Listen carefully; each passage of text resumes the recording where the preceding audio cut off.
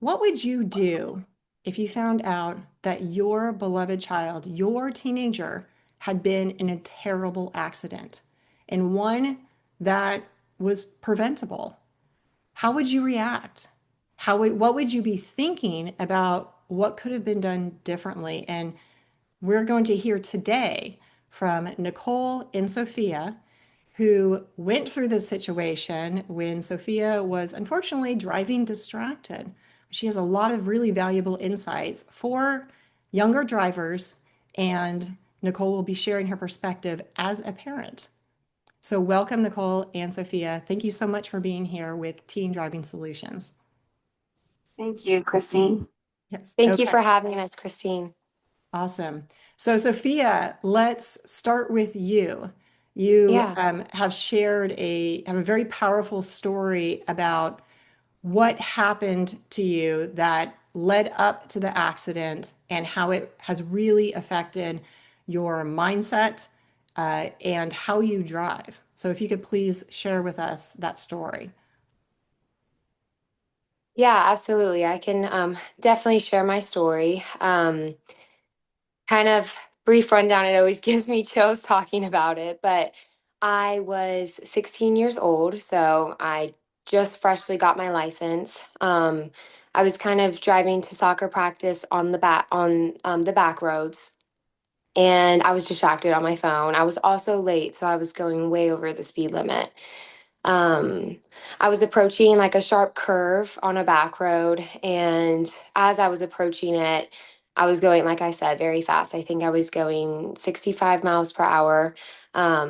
There was a semi Pepsi truck, like a large truck coming the opposite direction, and it was a pretty narrow back road. Um, and oh, I should have also said this. I was in a huge Suburban. I was in my father's 2001 Chevy Suburban, so it was a big car.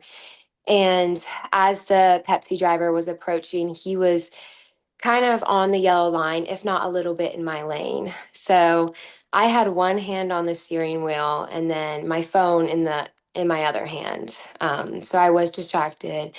I was on my phone. I think I was on some app, which I should not have been. But I started approaching the curve, and I noticed that I didn't have enough room on the road as the Pepsi driver was kind of over the yellow line. So I took the wheel and I went to the side a little bit and I overcorrected. And from that moment on, completely lost control of the vehicle. I then remember, dropping my phone and gripping onto the wheel with both hands. But at that point, there was just so much loss of control of the vehicle. My hands were kind of just doing this and everything was going so fast. I remember going into the left-hand lane, going back into my lane, and then suddenly I hit a cement culvert through someone's front yard, and I flipped, I think 6 times, 5 or 6 times through their front yard, going like 65 miles per hour. Um, and that was pretty traumatic. I remember, being conscious for the whole thing, remembering everything. It was kind of like life just slowed down. Pretty traumatic experience. I eventually hit a tree, and that kind of stopped me from continuing to flip, and it brought me back up to all four tires. So that's kind of what happened.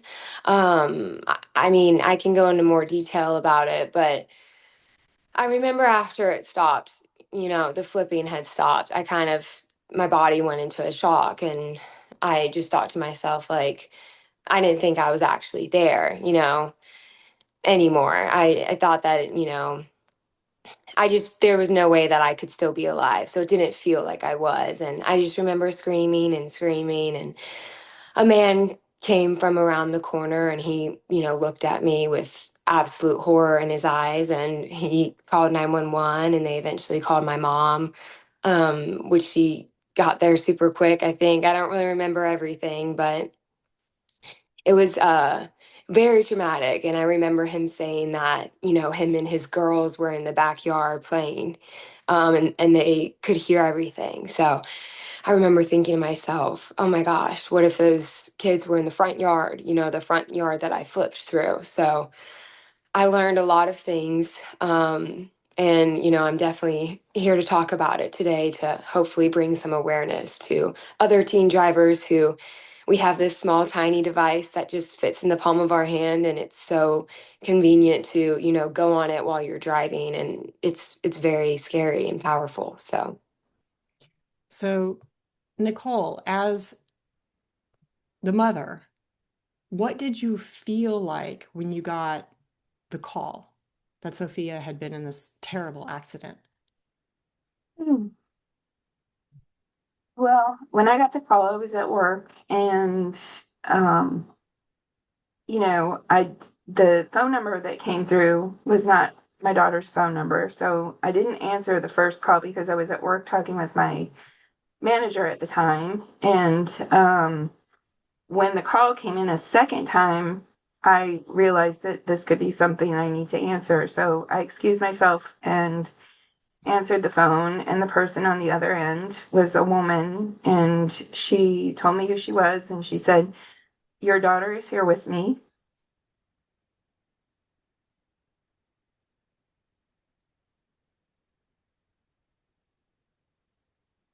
And she's been in an accident.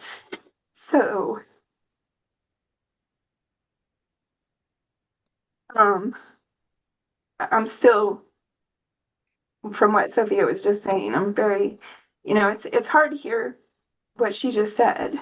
But it's also reliving that phone call was extremely difficult. And then I heard Sophia in the background, and I heard her wanting to talk to me, saying that she wanted to have the phone. And when the woman passed the phone to Sophia, um, she told me that she thinks she's okay, but she couldn't get out of the car. And so it was extremely hard. And people talk about that phone call that you never want to get, and that's the phone call. And I hope I never receive that phone call again. And I hope no other parent receives that phone call. But knowing that it could have been so much worse, but hearing her voice made me feel so much better. But at the same time, I didn't know the extent of what had happened. I knew she was talking, I knew she was conscious, but I didn't, she just was telling me she couldn't get out. And so at that point, I didn't know, what had happened. I didn't know if anybody else was involved. The woman on whose phone called me, she came back on the phone and said that there was no other cars there, and that Sophia was the only one in the accident. Nobody else was hurt. So that made me feel somewhat better. And the fact that she said she doesn't seem to be hurt, but that they called, 911, and they were on the way. She gave me their address, and I immediately left work and drove to that location. When I arrived, the ambulance was there. They had her out of the vehicle already, and she was on a stretcher. So they began, kind of assessing if she had any injuries. But I was just so thankful that I was able to speak with her and hold her hand, and I was able to go in the ambulance with her. And but when I received that call, it was extremely difficult. And my boss immediately came in and asked me. He could tell that I was visibly, and he could hear that I was shaken up. So it's that phone call nobody ever wants to receive, and it was extremely difficult. It was very hard, and just not having any control over the situation, not being able to know if she was okay, and that was the hardest part. Right. And Sophia, you were one of the lucky ones. You were not severely injured in any kind of way. You didn't hit anybody else, which wasn't, also another miracle. But you shared in a previous video what was going through your head, what you mentioned feeling like you weren't even there anymore, like maybe you had died. Um, what what do you think are the most important things for younger drivers and all drivers to really understand about um, what you realized after the accident, what the consequences could have been, how they could have been so much worse? Yeah, absolutely. Well, I can tell you what I was thinking when the flipping was happening, and it really was like everything had slowed down. I just saw like, my family flash before my eyes, everyone in my life that I cared about, and I just remember thinking to myself, I'm never going to see these people again. And I know that the accident probably took like 30 seconds, but for me it felt a lot longer. It really was like it slowed down. But for me, what I what I hope other drivers watching this can take away from this video is that when you're looking down at your phone, you might think it's a quick song change, or it's a text message to tell someone that you're, 10 minutes running late. But like, you looking at that phone, you could get distracted. You could look at it for a little bit longer than you plan to. Or you look at it for just the 5 seconds that you were planning to look at it for, and then you look up and all of a sudden, boom, there's the crash. Um, a big thing that I also realized is like when I had swerved into the left lane after I lost control, and I was like, well, what if there was a car behind that Pepsi driver truck that I hit head on? Or, like I said prior, like, what if the kids were playing through the front yard? I don't know how I would have ever forgave myself. So, just realizing that we get behind that wheel every single day, and we're so used to it. It's comfortable. We're like, yep, let me start this engine and put my foot on the gas pedal and go. But we have so much power behind that wheel. Um, and it can really do a lot of damage to your life and to other people's lives too. So you took the Teen Driving Solutions School course, driving course, after this accident. And Yes. what did it do for you? How did it change your mindset, or how did you respond to taking this course? And I'd love to hear from you, Sophia, and also from you, Nicole, from the parent's perspective. Yeah, yeah, absolutely. A couple months after the accident, my mom, said that she was going to be signing me up for this program, for this driving program. And, I was all for it. A little after the accident, I was still pretty shooken up about driving just because the accident was so traumatizing for me.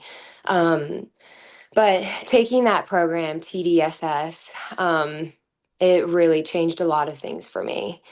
Dan not only, told us what to do, he made us feel it. He made us practice it. He actually put us behind the wheel in the situations. And it's one thing to, be in school behind a textbook, but to like actually experience it driving, fast and, having, a teacher, you know, be with us every step of the way to learn the ins and outs and what you should and what you should not do. It really changed how I drive and even how I grip my steering wheel and how often I check my mirrors. I still remember, the program and the instructors, continuously telling us just these things that are so crucial in learning how to drive. And I feel like when, we turn 15 and we get our permit and then we get our driver's license, you kind of just do the bare minimum and then you get your license and you're on the road.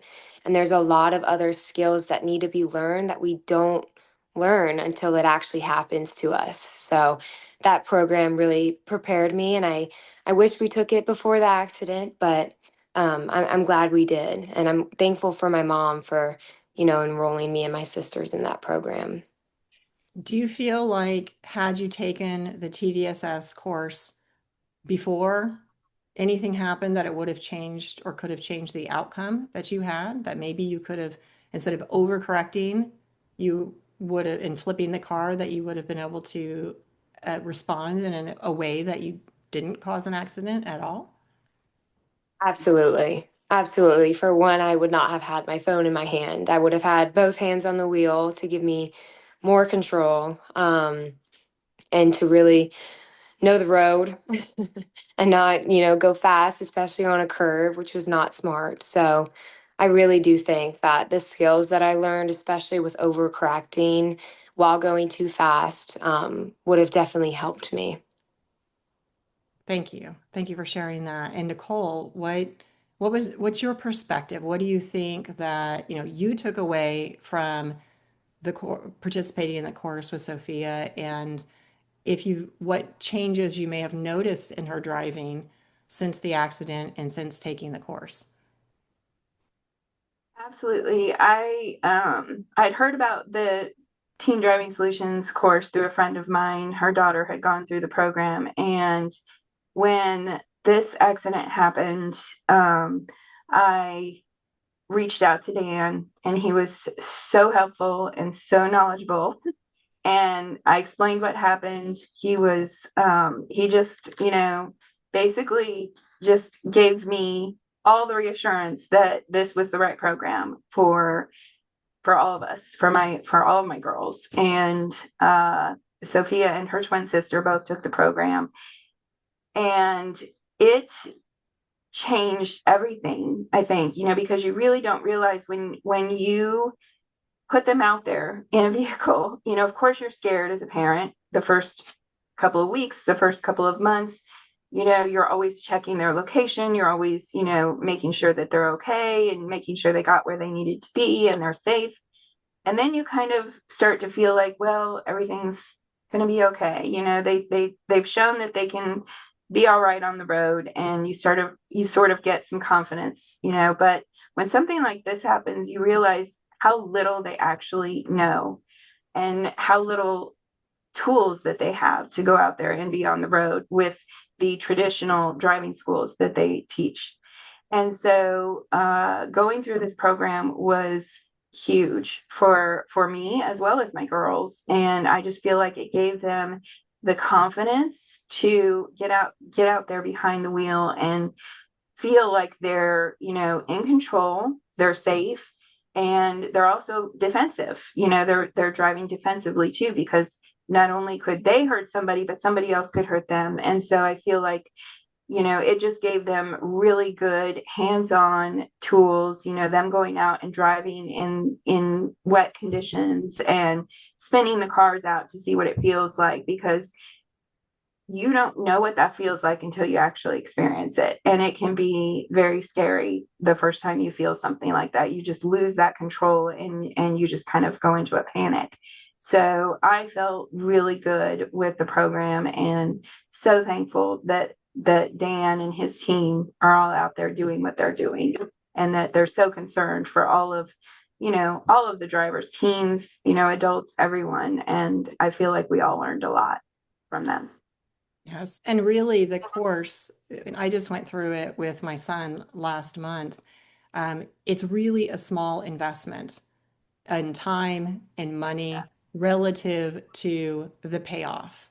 The payoff could, been Sophia never getting in that accident, And I'm curious, have uh, Sophia or any of your other children been in accidents since going through the course?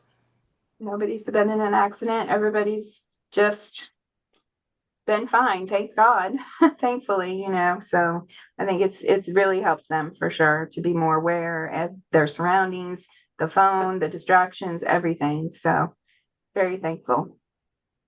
Yes.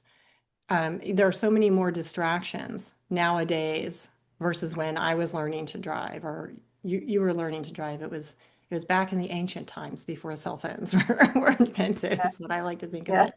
Yeah, and it's scary with Mhm. there were enough distractions to begin with in a car with the radio and friends and other drivers, and now you throw in cell phones and other things, then it's more Yes. challenging for kids to be safe while driving themselves, and also be safe from other distracted drivers as well.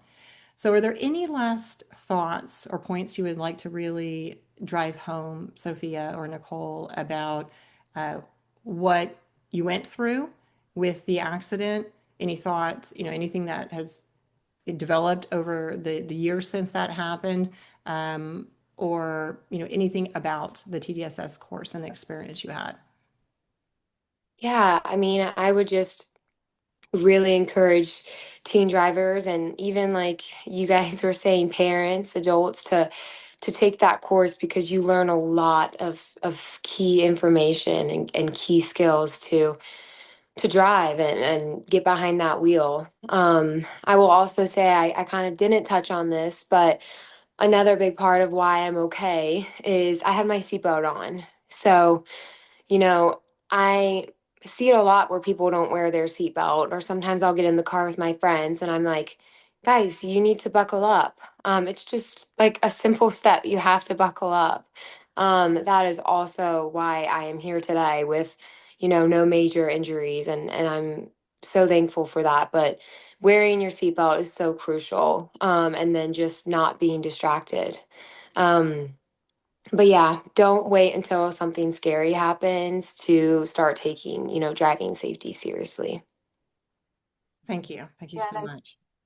and I think from my perspective, I think as a parent, we don't ever want to receive that call. Nobody wants to receive that call. And I've received it once. I hope to never receive it again.